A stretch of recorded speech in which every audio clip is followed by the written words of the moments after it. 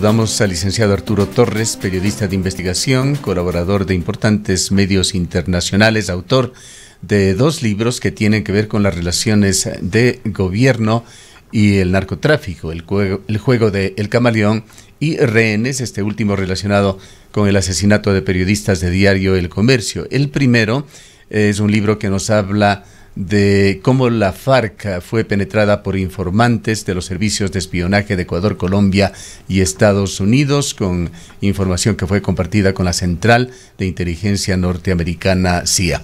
Arturo, te damos nuevamente la bienvenida. Quisiéramos ver desde una perspectiva amplia, global, la relación que tienen los hechos carcelarios con la incursión del narcotráfico en nuestro país. Bienvenido.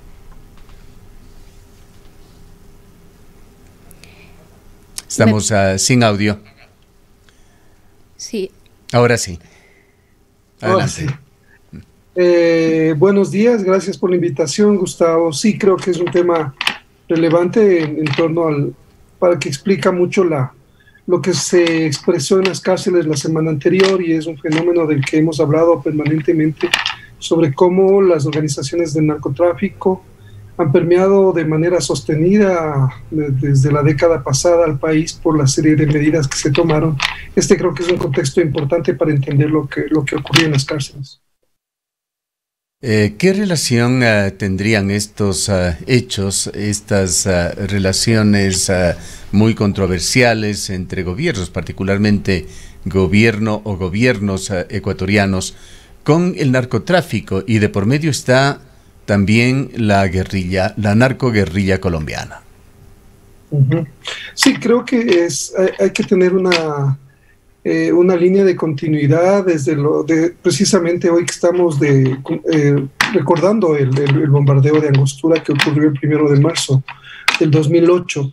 Mientras Rafael Correa era presidente, esa fue como la primera crisis institucional, crisis de ese gobierno, porque básicamente eso implicó que salgan a la luz un sinnúmero de contactos de funcionarios de su gobierno con comandantes de las FARC, que como sabemos ya en ese momento estaban totalmente aliadas al narcotráfico, y esos recursos eran los que les permitían sobrevivir, los que les permitían mantener un pie de fuerza de más o menos 12,000 hombres. Ya no les alcanzaban los delitos comunes y desde el 2000 de manera ya sostenida ellos toman control de rutas del narcotráfico, protección, y empiezan a cobrar impuestos por las plantaciones, entran como socios de narcotraficantes. Entonces básicamente hay un giro, y por eso es que luego se habla también de que ellos dan financiamiento, y varios jefes guerrilleros reconocen que financiaron la campaña de Rafael Correa, así como los hermanos Ostaiza, que son también parte de Alianza País en ese momento, y luego reconocen que donaron $2 millones. Los hermanos Ostaiza, hay que recordar, fueron detenidos el año 2009 en un operativo en el que se incautaron 2 toneladas de cocaína en Esmeraldas.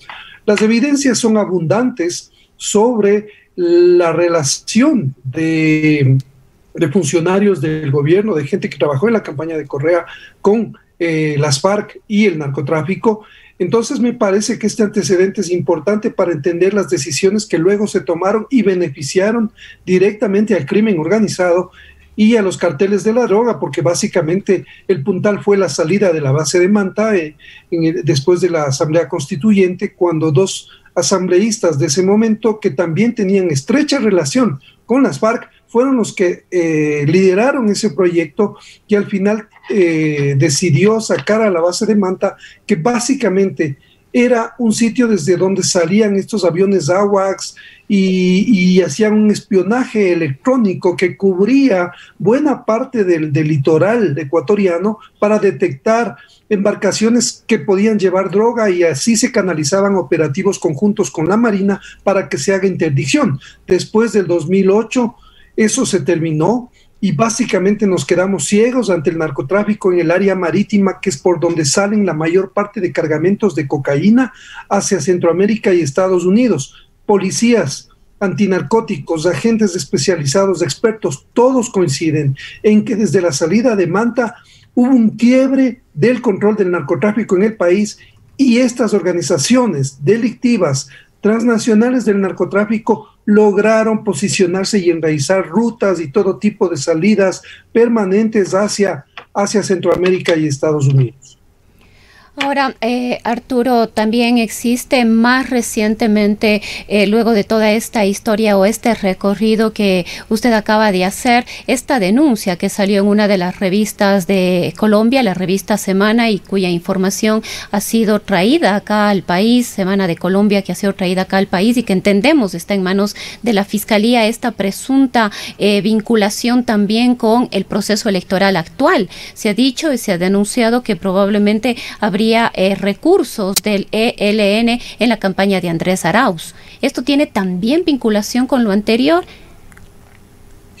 O sea, básicamente la relación que ha mantenido el anterior gobierno, el correísmo con estos grupos, llámese antes FARC, hoy disidencias de las FARC, ELN, también hay relaciones, incluso el mismo gobierno ecuatoriano se ofreció, y aquí ocurrieron los diálogos de paz entre el ELN y las autoridades colombianas, que también fue una intención del gobierno de Correa cuando Raúl Reyes estaba en el campamento de Angostura, ¿no es cierto? Luego el exministro Gustavo Larrea reconoció que él sí tuvo reuniones, se reunió con Raúl Reyes porque pensaban precisamente que en Ecuador podría ser un sitio ideal para los diálogos de paz con las FARC.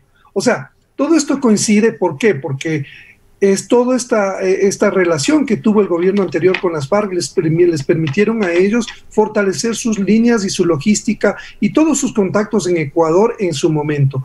Luego el ELN también, según toda la información de los seguimientos que se hicieron en ese momento a los líderes del ELN con quienes se reunían con movimientos extremistas, aprovecharon además para fortalecer su estrategia de posicionamiento en la frontera norte y según otros informes también aprovecharon para llevar armas, llevar droga.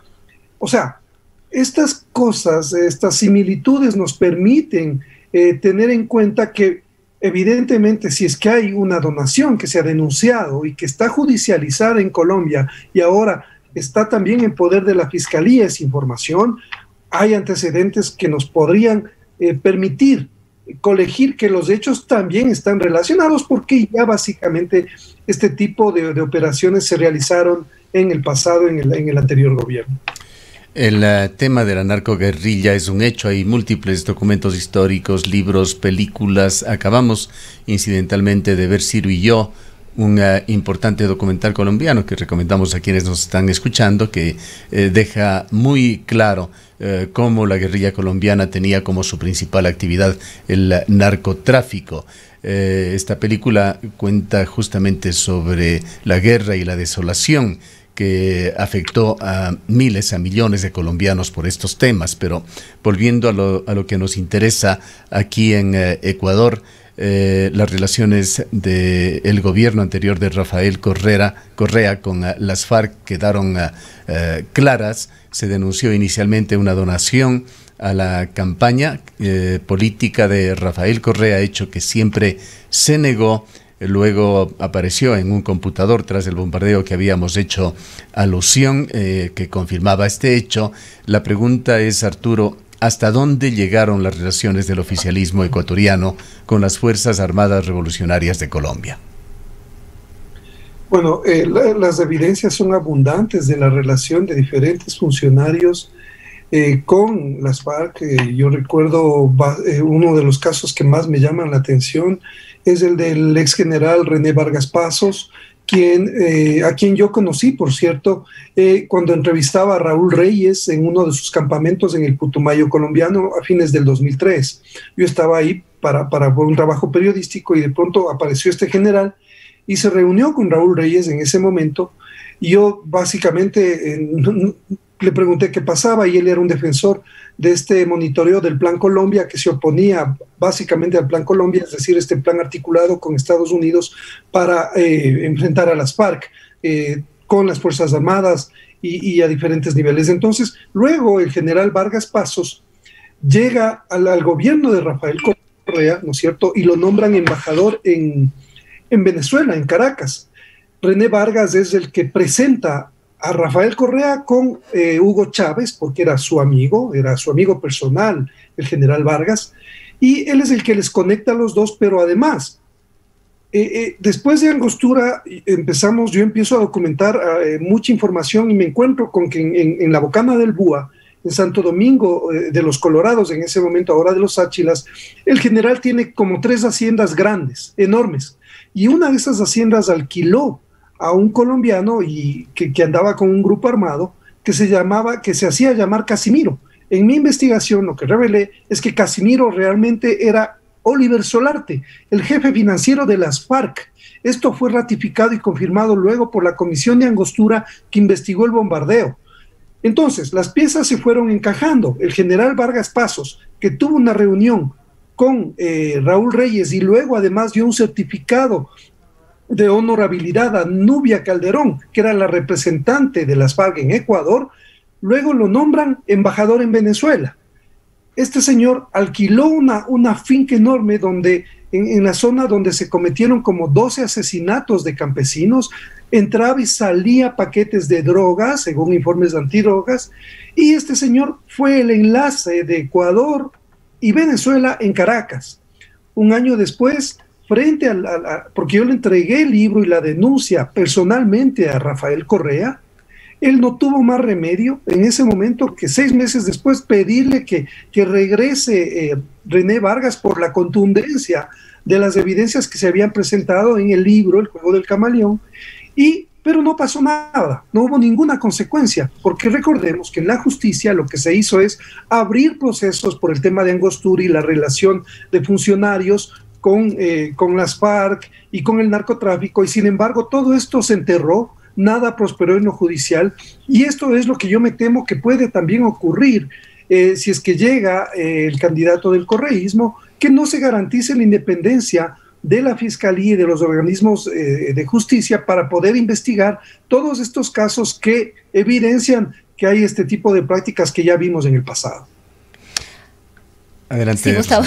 Sí, yo quería preguntarle a Arturo, en este contexto, en este panorama, hay mucha preocupación de si estamos camino a convertirnos en una Colombia o estamos camino a convertirnos en o tener una situación muy similar a la de México, o si estamos a tiempo de prevenir y de evitar que circunstancias mayores se den en nuestro país. Yo añadiría esto, Arturo, en esta transición que se ha dado, pues hemos estado hablando de las relaciones del anterior gobierno ecuatoriano con las FARC.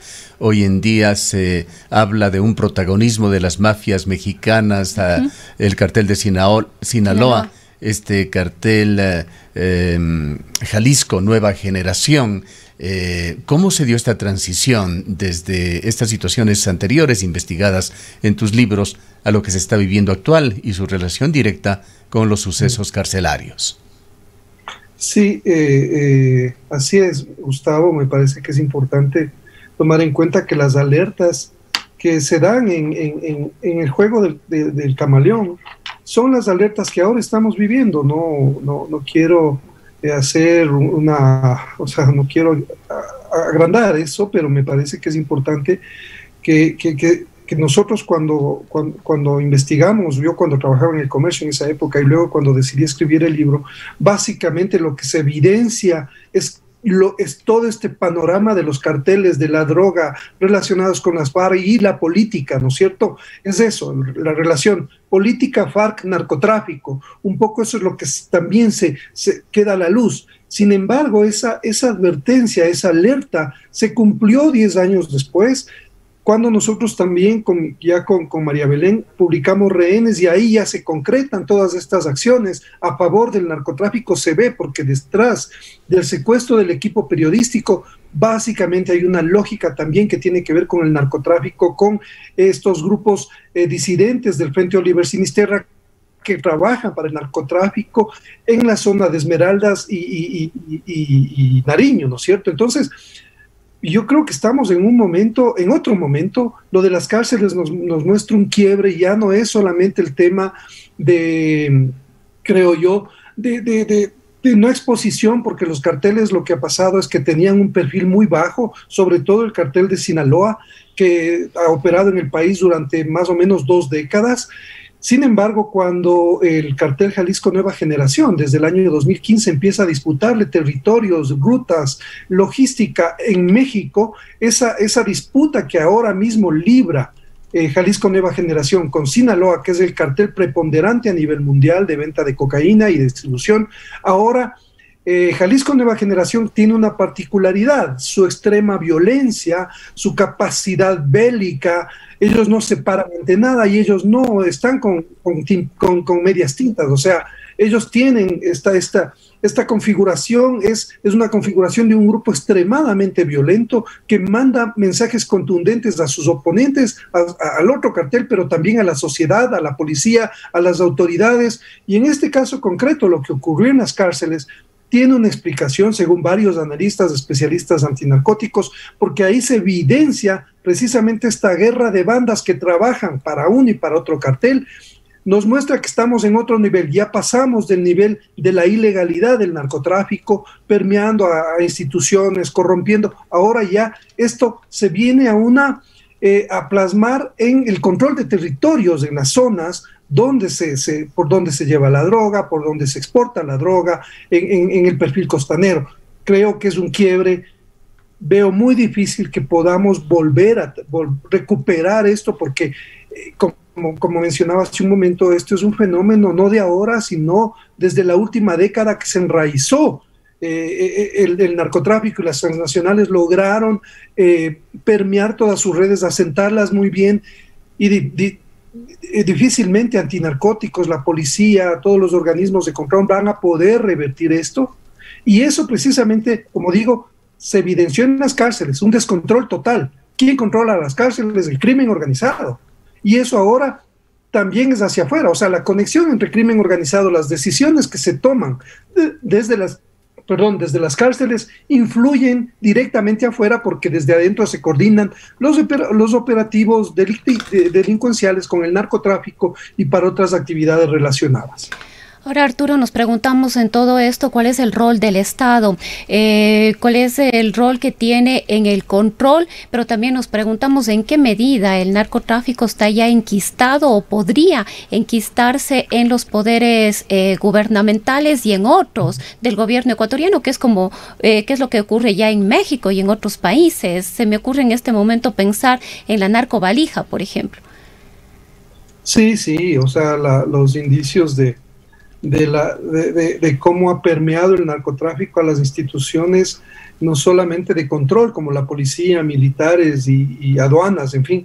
Ahora esto ha permeado también al organismo, al estamento político, porque ellos necesitan operadores políticos. Y de hecho, recordémoslo, me parece que es un dato importante. En el 2019, el Chapo Guzmán, en el juicio, salió la información confirmada por escuchas y por las revelaciones de su brazo derecho, un narcotraficante colombiano, Alex Cifuentes, quien reveló que el capitán Telmo Castro, que era el que dirigía las operaciones del cartel de Sinaloa, las operaciones de seguridad y traslado, básicamente operaba con 2 personajes, uno denominado el político y otro personaje que también trabajaba con el político en Ecuador. No se reveló las identidades de estos personajes, pero evidentemente ellos también tenían poderes de decisión a nivel político y del establecimiento. Yo no dudo que esto ocurra todavía en el sentido de que hay políticos que también están trabajando para el narcotráfico. Esto ocurre en todos los países donde esté el narcotráfico. Necesitan operadores políticos para la toma de decisiones, para la presión, para acceder a cierta información privilegiada. Esto ocurre en todos los países donde tenemos y vivimos este fenómeno. Entonces, no se puede descartar, más bien por lo que menciono del caso ya que salió este dato en el juicio al Chapo Guzmán, de estos 2 personajes que trabajaban con Telmo Castro y con el sobrino del Chapo Guzmán, que llegaba a Ecuador a supervisar los embarques de cocaína. Entonces, Esto es lo más preocupante, porque lo que decimos es, yo recuerdo el doctor Huerta Montalvo, que es uno de los que ya en el 2008 alertó sobre que éramos una narcodemocracia. Yo creo que estamos ya básicamente perfilados hacia ese camino y lastimosamente no soy optimista en el sentido de pensar que esto se puede revertir. Lo grave en este momento es que ya vemos unos hechos de violencia extrema que solamente son parecidos a lo que se vive en México, con un agravante, que este es un país pequeño, con una institucionalidad débil, con instituciones, organismos totalmente fragmentados, debilitados por esta lucha política entre el correísmo y el morenismo, ¿no es cierto?, que le sucedió. Entonces, hay una crisis institucional global que va a ser aprovechada y ha sido aprovechada con creces por el crimen organizado, el narcotráfico y los carteles mexicanos. En medio de esto, Arturo, ¿qué papel juegan las organizaciones criminales locales, ecuatorianas, los choneros, los lagartos, que se han dicho son emisarios de Jalisco Nueva Generación y otros grupos delincuenciales? Sí, ellos son básicamente los brazos operativos armados, son los que hacen los trabajos de seguridad, de ejecuciones, de sicariato, de todo el trabajo sucio, digamos, está a cargo de estas bandas. Por ellos son los que operativizan muchas de las acciones que realizan los carteles, que básicamente envían al país emisarios, no tienen que estar acá, envían sus representantes que hacen las conexiones para que el trabajo de estas organizaciones delictivas se haga de manera efectiva y ellos puedan realmente concretar los envíos de cocaína fuera del país. Entonces, estas bandas vienen trabajando con los carteles de manera ya mucho más sistemática desde mediados de la década pasada. Entonces, creo que ya esa lógica romperla es muy complicado. O sea, un gobierno tan débil como el que ha enfrentado este problema, no lo ha podido hacer. Más bien yo veo que ese es un reto y deberían los candidatos a la presidencia decirnos qué van a hacer con este problema del narcotráfico, la relación con las cárceles, cómo lo van a enfrentar, porque es un problema que no solamente está en manos resolver de un Estado, de un gobierno, sino que necesita alianzas regionales para fortalecer y tener un norte que pueda permitirnos una eficacia en esta lucha contra el narcotráfico. Para finalizar, Arturo, una visión personal. ¿Fue la masacre que se realizó aquí en la cárcel de Cuenca, en Turi, esa acción emancipadora de presos de menor peligrosidad del dominio que ejercían las mafias en el centro carcelario? Así lo señaló un portavoz, rodeado además de centenares de presos. ¿O en realidad fue un ajuste de cuentas, otra acción estratégica por los espacios de poder que se disputan estas mafias en las cárceles ecuatorianas? Sí, evidentemente hay una disputa entre los lagartos y los lobos, ¿no es cierto? Démonos cuenta que básicamente la mayor parte de los fallecidos, el 50% son lagartos, ¿no es cierto?, que están vinculados al cartel de Sinaloa.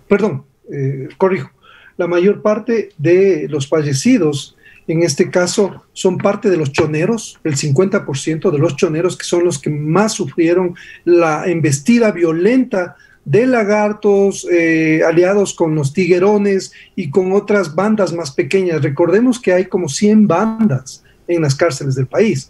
Entonces, en medio de estas disputas hay miles de presos que están siendo cautivos. No olvidemos que la situación en la cárcel es tremenda. ¿Por qué? Porque los nuevos detenidos, la gente que sigue ingresando, tiene que buscar protección. Entonces, obligadamente tienen que sumarse a uno de los grupos, porque si no quedan aislados y están indefensos, en total indefensión. Este es otro problema del Estado, que además, que ya sabemos que los presos son las personas más vulnerables de este país, dependen absolutamente del Estado.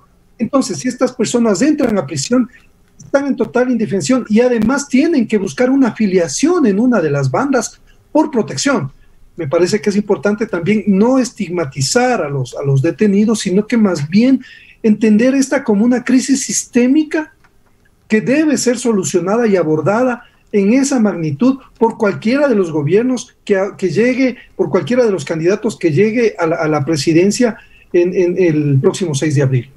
Bien, muchísimas gracias Arturo Torres por esta importantísima información. Arturo Torres es periodista de investigación, autor de El juego del camaleón y Rehenes, 2 libros que hablan sobre la relación del poder con el narcotráfico y la narcoguerrilla.